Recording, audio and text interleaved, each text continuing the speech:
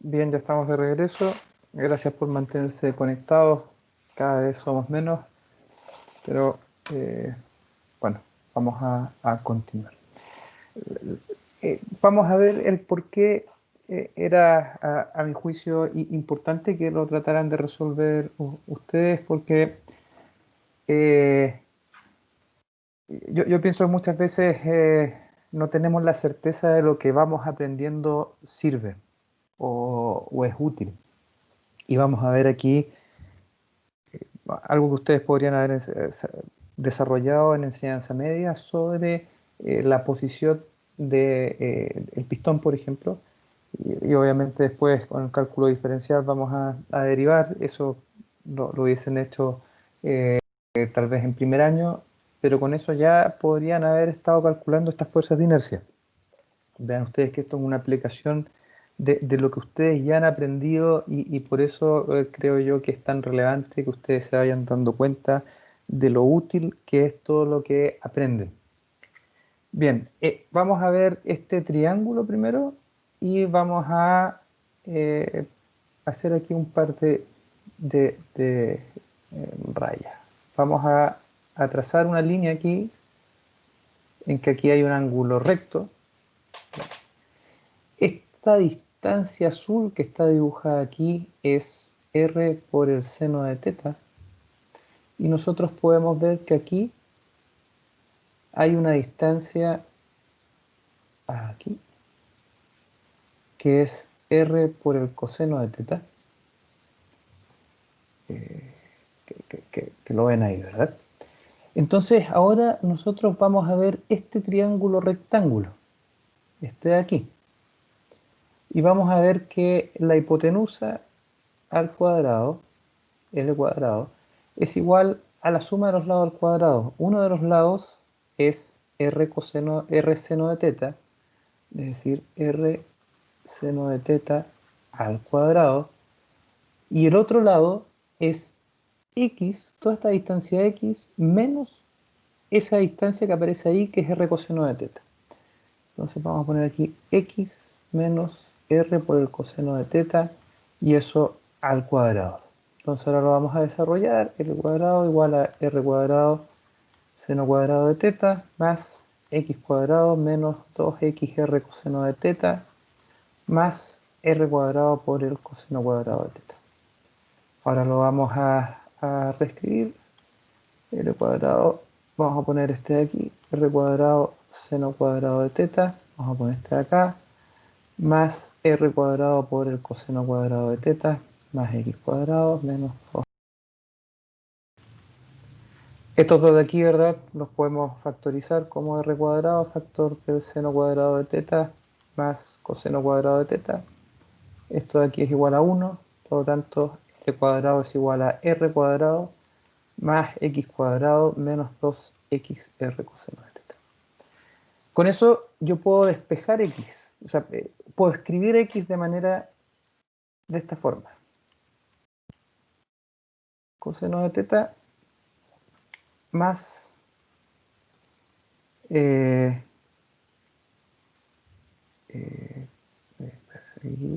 es R cuadrado menos L cuadrado. Y fíjense de una cosa, esto es una cuadrática en el que tenemos X cuadrado multiplicado por 1, ese es nuestro A. Después tenemos más menos 2R coseno de teta multiplicado por X, ese es nuestro B, más R cuadrado menos L cuadrado es igual a 0.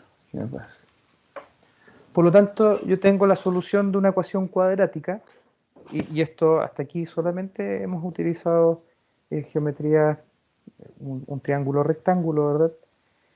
Y puedo despejar X, claro que sí, porque ustedes saben que la solución de una cuadrática, también la podríamos desarrollar aquí, pero no lo vamos a hacer, es que X es igual a menos B más menos raíz de B cuadrado menos 4AC, ¿verdad?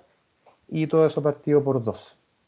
Entonces, la idea era que ustedes lograran plantear esta ecuación y encontraran esta solución de la ecuación cuadrática.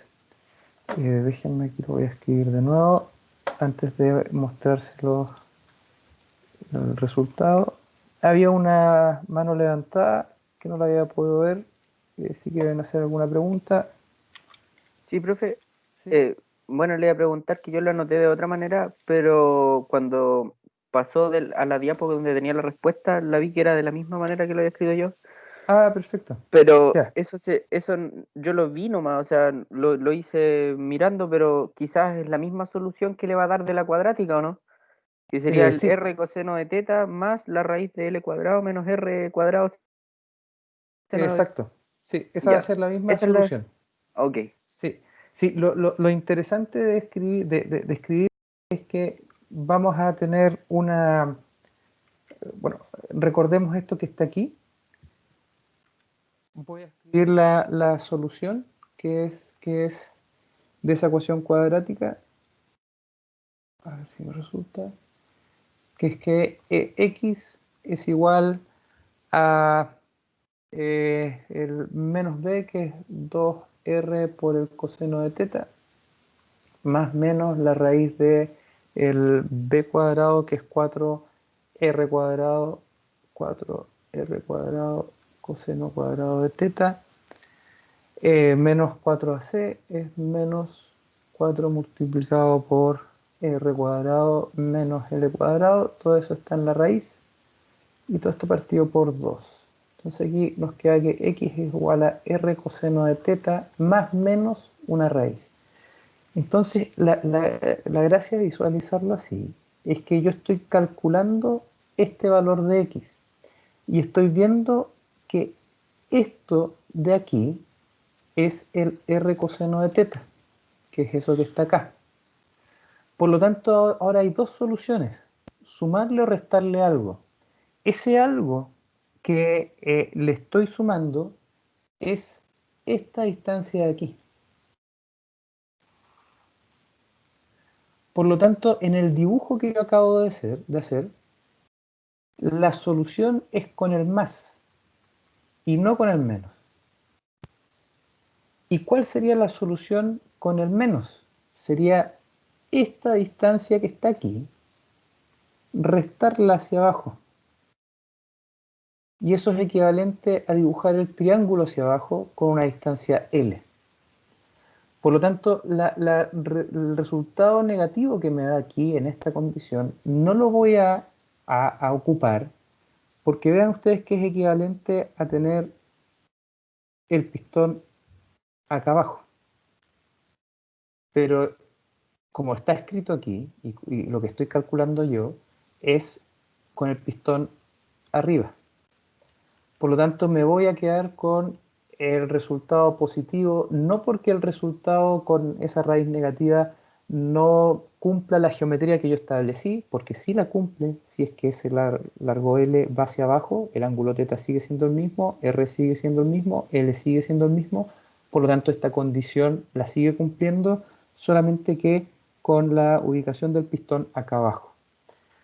Entonces, nosotros vamos a escribir esa ecuación, vamos a utilizar solamente el caso positivo, pero ustedes tienen que no tener ninguna duda de el por qué no estoy ocupando el lado positivo, porque es el pistón que está aquí, y por qué dejo fuera o dejo de considerar el lado negativo, porque con esta condición que yo he dibujado estaría calculando el pistón aquí abajo. Y cuando calcule un pistón que esté ahí abajo, ahí veremos cómo lo vamos a hacer. En el fondo, vean ustedes que ese pistón que está en este dibujo que está aquí, va a ser equivalente cuando nosotros tengamos el pistón aquí y este pistón. Por lo tanto, esa posición la estamos considerando también con ese signo positivo, pero siempre considerando que el pistón está a este lado, ese lado, es decir, hacia arriba de ese eje de rotación del cigüeñal.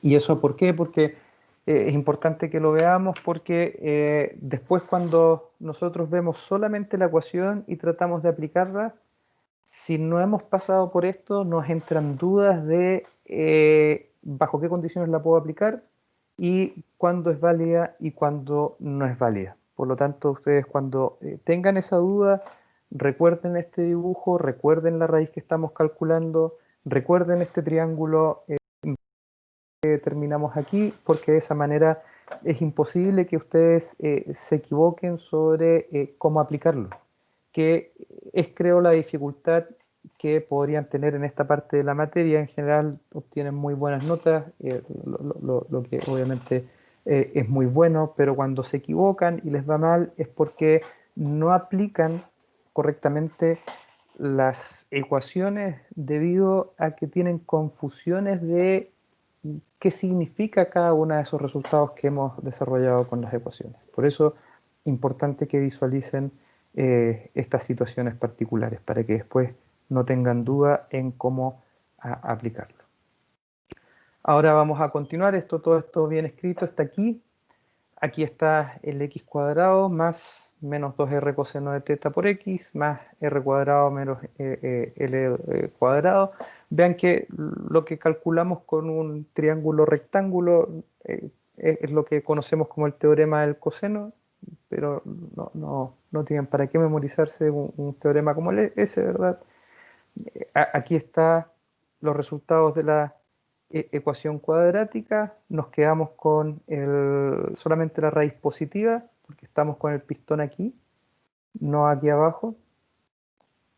Y encontramos, acá desarrollamos esto, 4r cuadrado coseno cuadrado de teta menos 4r cuadrado más 4l cuadrado. Ese 2 pasa para adentro de la raíz, y equivalente a dividir por 4, así que todos esos 4 se simplifican y los r cuadrados los factorizamos, r cuadrado coseno cuadrado de teta menos 1 más l al cuadrado, y la gracia que podemos escribir el coseno cuadrado de teta menos 1 como el seno cuadrado de teta.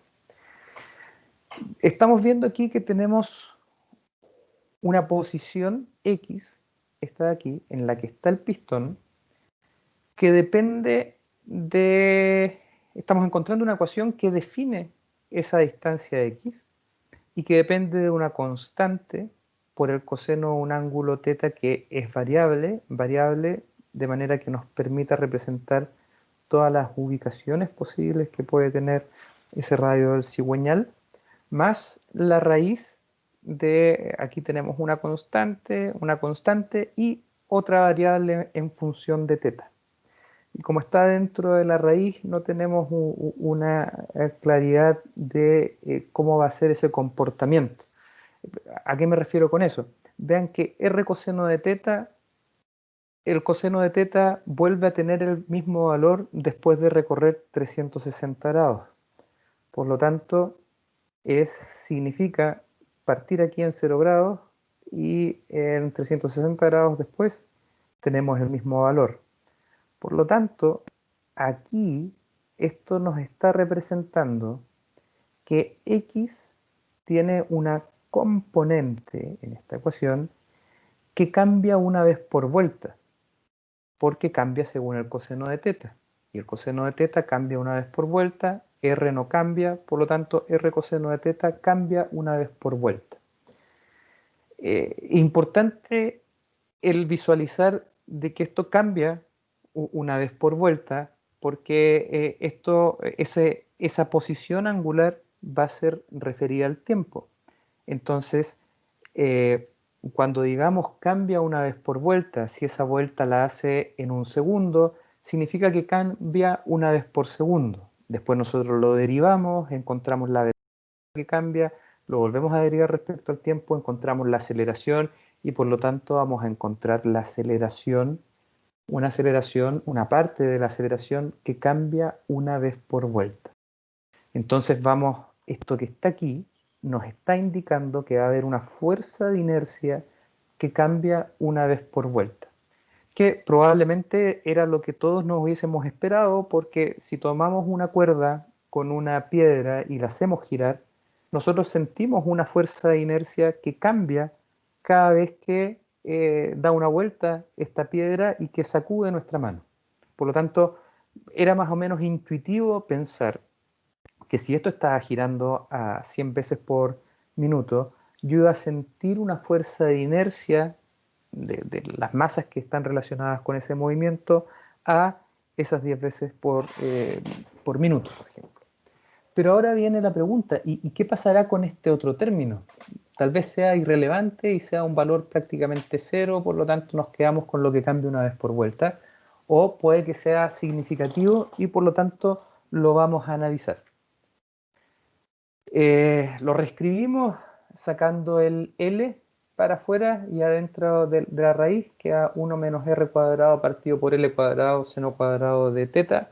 La verdad es que en este caso no les voy a pedir que traten de resolver lo que está ahí adentro de la raíz porque no es esta parte como lo que veíamos antes, que con geometría lo podrían haber determinado fácilmente. Esta parte no está para nada evidente. ¿Por qué? Porque puedo encontrar una aproximación con el binomio de Newton. Y el binomio de Newton es que A más B elevado a C va a ser igual a una serie de B elevado a C menos K por A elevado a K, con K va desde 0 hasta infinito. Y a medida que va aumentando el K, cada siguiente término que se va incorporando a la serie va aportando cada vez menos.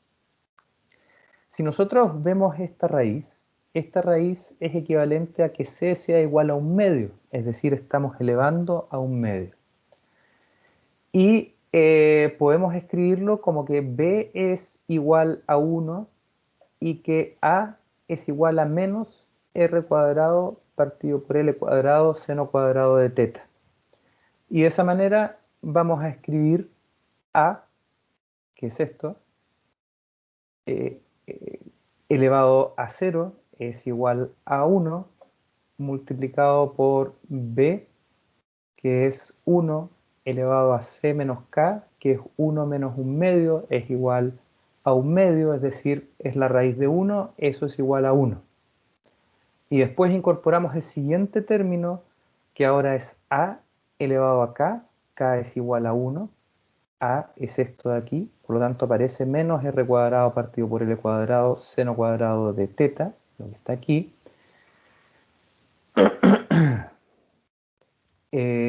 Pero ahora multiplicado por B elevado a C menos K, y aquí falta dividirlo por K más 1.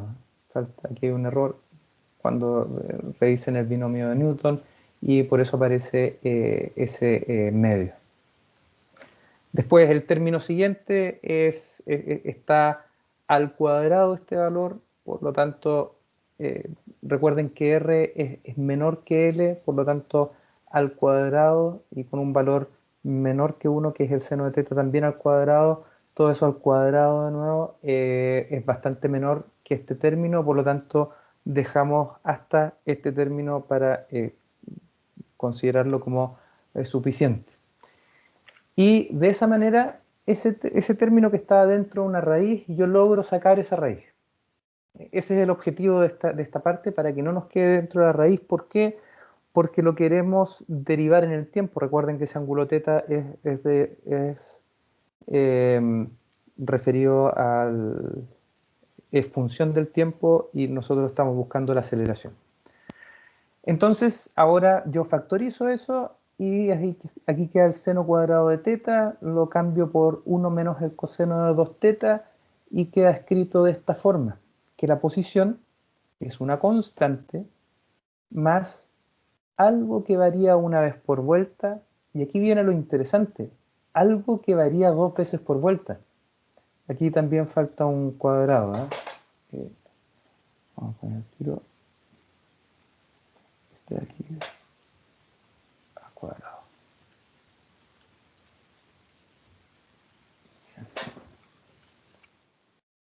Y falta un K más 1 y eso al cuadrado. Así después para el próximo año lo corrijo. Ahora, bueno, hay una constante, ¿verdad? Porque estamos midiendo la distancia desde el centro del cigüeñal hasta el pistón. hasta el centro de rotación del cigüeñal y el pistón no atraviesa el cigüeñal, ¿verdad? El eje del cigüeñal, por lo tanto, efectivamente, tiene una distancia media distinta de cero, es esta distancia que está aquí. Tiene algo que cambia una vez por vuelta y tiene algo que cambia 2 veces por vuelta. Esa parte está sumamente interesante porque a partir de algo que está rotando a 100 veces por minuto, y yo esperaba sentir una fuerza de inercia a 100 veces por minuto, estoy encontrando que además hay una fuerza al doble de esa velocidad. Es decir, además de encontrar, de sentir, percibir, soportar una fuerza a 100 veces por minuto, hay otra segunda fuerza al doble de frecuencia, 200 veces por minuto. Y eso creo yo que no era tan evidente. Ahora esa fuerza de inercia va a estar siendo aplicada en esas masas que solamente se trasladan. Esa masa es la del pistón y parte de la biela que hemos considerado en el sistema equivalente con esa masa en el pasador biela-pistón. Y cuando nosotros hicimos el diagrama de cuerpo libre de cálculo de aceleraciones, recordarán que teníamos una fuerza sobre el pistón. ¿Y qué pasaba cuando teníamos una fuerza sobre el pistón? Para mantener esas condiciones cinemáticas necesitábamos aplicar un torque. Por lo tanto, si ahora yo estoy viendo que, producto de cómo se mueve, voy a tener una fuerza sobre el pistón que cambia una vez por vuelta, 2 veces por vuelta, esa fuerza necesariamente me va a exigir aplicar un torque distinto dependiendo del valor de la fuerza. Y uno podría pensar, bueno, pero ¿cómo si yo tengo un torque resistente, un torque motriz que es constante? Y ahí viene la dificultad. Para mover a velocidad, si quisiéramos mover a velocidad constante este elemento, necesitaríamos aplicar un torque variable. Y lo mismo al revés, si nosotros estamos logrando con un motor a combustión mover algo, vamos a lograr que esto se mueva para que se mueva a velocidad angular constante el cigüeñal, no vamos a poder porque va a estar existiendo una fuerza de inercia variable que nos va a generar un torque en la salida variable. ¿Y qué sucede cuando yo tengo un torque variable, ya sea en ese motor que mueve algo o en ese algo que es movido? Ustedes saben que la sumatoria de torque es igual a I por alfa. Si la sumatoria de torque es distinto de cero, hay una aceleración angular. ¿Qué va a suceder? Van a haber variaciones de la velocidad angular. Van a haber variaciones de la velocidad angular que yo no necesito o que me van a dañar la máquina. ¿Qué es lo que hago para evitar esas variaciones? Sumatoria de torque igual a I por alfa. Quiero disminuir ese I por alfa. Por lo tanto, ese alfa. ¿Qué tengo que hacer? Que el I sea el valor mayor posible.